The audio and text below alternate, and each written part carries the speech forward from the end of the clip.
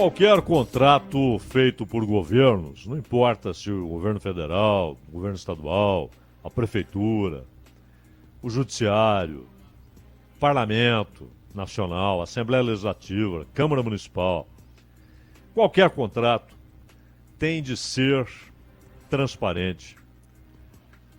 A publicidade é fundamental e é sempre fundamental que haja possibilidade de fiscalização no cumprimento do contrato. E quando for o caso, na licitação para a escolha da empresa que vai prestar serviços. Há casos, porém, em que, como não há remuneração direta, então a licitação é dispensada e a escolha pode ser feita por indicação. Só que, embora não haja remuneração direta, muitas vezes o que está em jogo é poder, influência em áreas essenciais, áreas-chave da administração pública e do uso do dinheiro público. É a questão da res pública, a coisa pública. Essa res, essa coisa, tem de ser tratada sempre de acordo com as exigências constitucionais. Exatamente, transparência, publicidade e possibilidade de fiscalização. São exigências elementares, que, por exemplo, foram decisivas para que o Supremo decidisse que aquelas emendas de relator feriam a Constituição e, portanto, não poderiam continuar existindo. Aquele mecanismo era inconstitucional, porque ele não trazia consigo a possibilidade da transparência. Havia uma incompatibilidade entre o mecanismo e a transparência, entre o mecanismo e a publicidade, ou seja, quem pediu dinheiro? Que parlamentar pediu a verba? Para quê? Para usar onde? Por que o dinheiro vai para a cidade A e não para a cidade B? Qual foi o critério de escolha? Como será usado o dinheiro na cidade A? Vai contratar uma empreiteira? Haverá fiscalização quanto à qualidade do material usado na obra? A licitação será feita ou a empreiteira será escolhida por indicação do deputado que conseguiu a verba, que chega na cidade trazendo em uma mão a grana, na outra mão o nome da empreiteira. Então, aquelas emendas de relator não atendiam às exigências constitucionais. Isso vale também, claro, para a maneira como se usa dinheiro público no Poder Judiciário, no Legislativo e no Executivo. E no caso do Executivo Federal, o governo fez agora um contrato com a Mega Edu. É uma ONG que não tem nem um ano de existência, mas que tem dinheiro. É financiada, entre outros, pelo grupo do Jorge Paulo Lemann, o bilionário Lemann, um dos donos, aliás, das Americanas. O acordo tem o objetivo de dar à Mega Edu não dinheiro, não é dinheiro público, mas a capacidade de opinar sobre a conectividade de escolas públicas à internet. E nós estamos falando aqui de um processo decisório que envolve 6 bilhões e 600 milhões de reais. Essa é a grana que está prevista para o programa de conectividade dos estudantes da rede pública à internet. Simultaneamente, essa organização também conquistou um assento no Conselho do Ministério das Comunicações. E por isso terá participação no processo de decisão sobre o uso de uma parcela substancial, considerável, desses 6 bilhões e 600 milhões de reais. Quem indicou a Mega Edu para o Ministério da Educação foi Kátia Schweikart, que é secretária de Educação Básica. O problema é que Kátia figurava como membro do Comitê de Especialistas do Centro Lehman, outra instituição ligada ao empresário Jorge Paulo Lemann. O nome já diz, Centro Lehman. E a Kátia Schweikart era membro do Comitê de Especialistas do Centro Lehman. Porém, quando o jornal O Estado de São Paulo indagou o MEC sobre essa conexão da Kátia, secretária de Educação Básica do MEC e membro do Comitê de Especialistas do Centro Lehman, o questionamento foi feito ao MEC. E aí, o nome da Kátia foi prontamente removido do Comitê de Especialistas do Centro Lehman. A indagação foi ao MEC. Só que o Centro Lehman foi comunicado e o nome dela desapareceu, foi removido do Comitê de Especialistas do Centro Lehman. No dia 26 de setembro, o Lula vai anunciar a estratégia, está anunciando hoje, deve anunciar hoje, a expectativa é essa, que o faça hoje, a Estratégia Nacional de Escolas Conectadas. É um dos projetos mais importantes, inclusive do ponto de vista de verba, da área social do governo. E essa cerimônia foi convocada às pressas, convites distribuídos de forma pouco usual, e muitos representantes das maiores operadoras do país ficaram surpresos com a repentina convocação. Interessante que, além da sua atuação, agora contratada no MEC, e também de sua atuação no Fundo de Universalização dos Serviços de Telecomunicações, portanto, ligação com o Ministério da Educação e ligação com o Ministério das Comunicações, abrigando 40% dos recursos estimados para investimentos até 2026, a Mega Edu também está sendo chamada para opinar sobre o uso de 3 bilhões e 100 milhões de recursos privados destinados pelas operadoras de telefonia para aquisição de faixas do leilão do 5G. A Mega Edu diz que não há conflito de interesses nas suas atividades. E a Fundação Lehman argumenta que a ONG possui reconhecimento e legitimidade necessários para colaborar com o governo federal. E o MEC? O MEC defende a parceria, não comenta sobre a relação com o empresário, criticado pelo Lula na campanha, quando estourou o caso das Americanas. O Lula, publicamente, na campanha, fez crítica ao Lehman.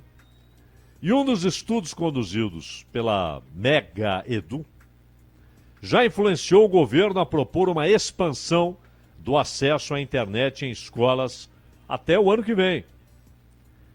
Vale notar que essa expansão é parcial, porque para atingir mais escolas, a grana previamente destinada ao treinamento de professores e a compra de computadores, essa grana seria realocada. Esses recursos seriam realocados. Ou seja, não dá para atender todo mundo. Então você destina para um grupo específico. Qual o critério? Quem definirá esse critério?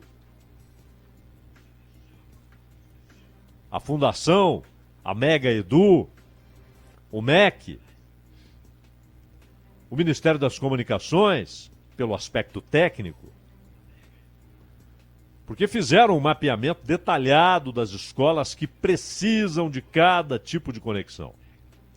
E a pressa pode produzir desigualdade no uso dos recursos. Uma desigualdade que já existe por N fatores, históricos, sociais, econômicos, inclusive entre escolas públicas. Que dirá entre escolas públicas e particulares, mas entre escolas públicas, dependendo do estado, do município, da região, já há uma desigualdade considerável. Até por incompetência também de administradores locais, né? Prefeitos, governadores. E nesse cenário de dificuldades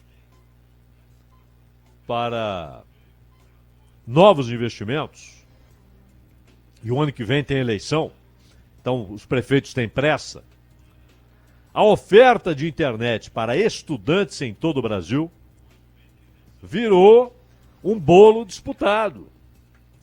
Os prefeitos querem, seja o que vai disputar a reeleição, seja o que vai ter o seu candidato, que já tem 2 mandatos, não pode disputar de novo. E aí partidos políticos entraram na área, empresas entraram na área, organizações entraram na área. Hoje o Celino Filho, ministro das Comunicações, resiliente, como gostam de dizer hoje, né? Ou seja, o sujeito resistiu a denúncias sérias, inclusive de mau uso de dinheiro público e de verbas como parlamentar. Ele quer um aliado político na presidência do órgão responsável pela execução dos projetos de conectividade do leilão de 5G. Aí estamos falando de mais de 3 bilhões de reais em recursos. A previsão é de que 3 bilhões e 100 milhões de reais sejam colocados à disposição inicialmente. E os recursos destinados à conectividade dos alunos da rede pública à internet, no valor de 6 bilhões e 600 milhões. Tem diversas fontes, incluindo o FUST, com 2.740, o Grupo de Acompanhamento do Custeio a Projetos de Conectividade de Escolas, o GAP, proveniente do leilão de 5G, esses 3 bilhões e 100 milhões vêm daí, e também recursos remanescentes de uma lei aprovada pelo Congresso, que destina recursos aos estados, totalizando aí 800 milhões. E de acordo com dados do último censo escolar, das 138 mil escolas públicas do país, mais de 20 mil declararam não ter acesso à internet. Só que não é uniforme. A região norte tem 9.692 escolas sem internet. Nordeste, 9.511. Olha a diferença. Sudeste, 2.105. Sul, 406. E Centro-Oeste, 191 escolas. O desequilíbrio é gigantesco. Dessas 21 mil, você tem mais de 19 mil no Norte e no Nordeste. 9.692 no Norte, 9.511 no Nordeste. Essa Mega Edu, ela foi constituída em 4 de outubro do ano passado. É recente, é novinha. E tem laços diretos com a Fundação Lehman, que é uma organização fundada pelo bilionário com o propósito de apoiar a educação. É diferente desses fundos de investimento que entram na área da educação, como aquele do Paulo Guedes. Mas aqui há o interesse pelo poder político, capacidade de influenciar decisões, de ser decisivo na hora de decidir para onde vai o dinheiro. Não é preciso ganhar dinheiro para isso.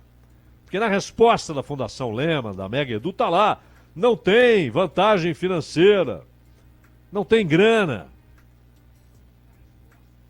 mas há poder e influência. E isso vale muito, muito. E a Fundação afirmou que a Mega Edu recebe o apoio que garante a sustentabilidade institucional e a independência da organização. E as portas do governo foram abertas nesse acordo de cooperação com a Secretaria de Educação Básica, chefiada pela Kátia Schweikart, que havia integrado o comitê de especialistas do Centro Lehman, ligada, o nome já diz, ao Paulo Lehman. Esse Centro Lehman também não é antigo, não. Foi fundado em 2021, quando houve uma aproximação entre o Lehman e o ex-prefeito de Sobral, Viveu Arruda, que é marido da secretária executiva do Ministério da Educação, Isolda Sela. E a Mega Edu também teve uma posição estratégica em outra área de destaque, com indicações de outras organizações. O ministro das Comunicações, Juscelino Filho, selecionou Cristiane de Castilhos, CEL da Mega Edu, para o conselho gestor do FUST. É muito poder. É muita influência. São muitas áreas que passam a ter ligação direta com o Grupo Lehman. Não é preciso ter recurso público indo diretamente. É poder, é influência. E Cristiane é uma das 13 integrantes do comitê responsável por definir o destino de até 2 bilhões e 740 milhões para projetos de conectividade em escolas públicas, em favelas, em áreas rurais, e foi designada para o Conselho como representante da sociedade civil e com mandato até 4 de maio de 26. E o Juscelino foi escolhido pelo Centrão, não é?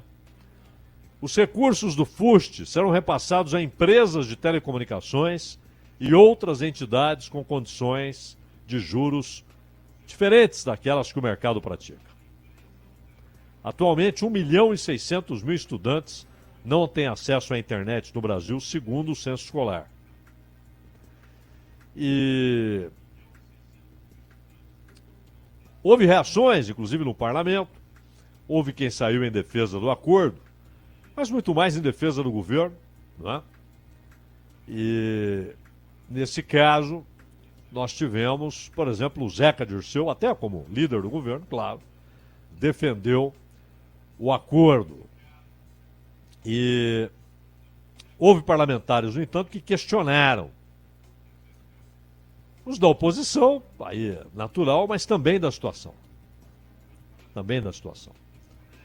Então, no Política Livre, tem ali uma nota dizendo que um parlamentar governista e que integra a Frente Parlamentar Mista de Educação disse ver com surpresa e preocupação.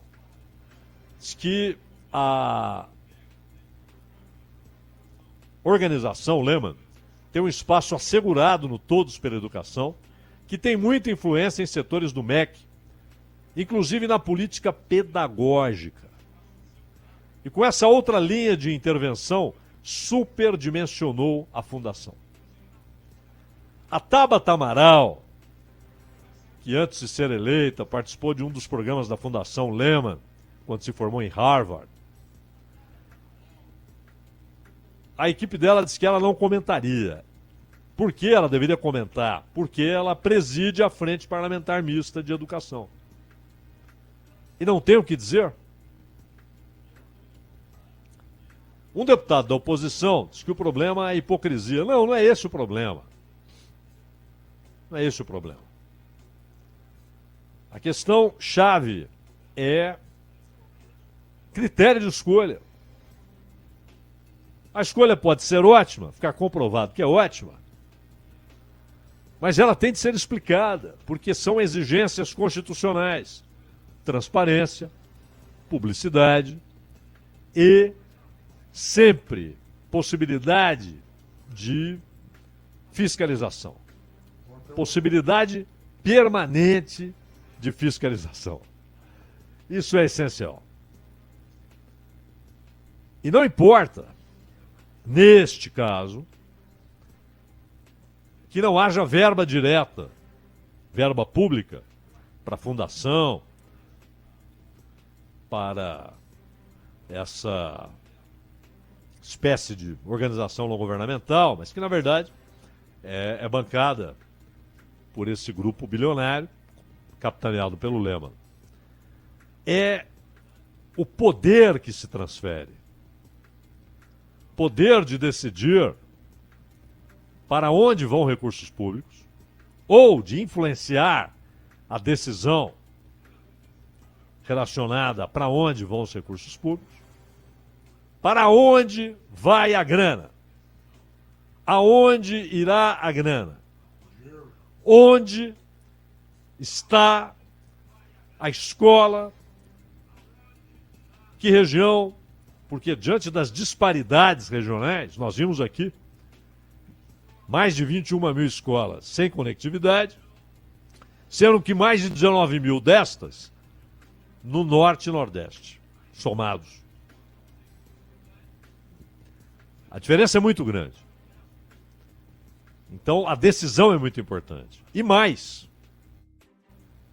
paralelamente, influência pedagógica. Esse é um ponto essencial, vital, para que se enfrente com eficácia a crise educacional no Brasil, que não está relacionada só a problemas na estrutura física, a falta de transporte em áreas rurais, a falta de escolas rurais, a precariedade de prédios destinados à educação em escolas públicas pelo Brasil, mas também na pedagogia e no currículo. Então, o que se transfere diretamente não é dinheiro, mas muita influência e muito poder. E é preciso responder à questão essencial: quais os critérios para a escolha? Danilo Gobato.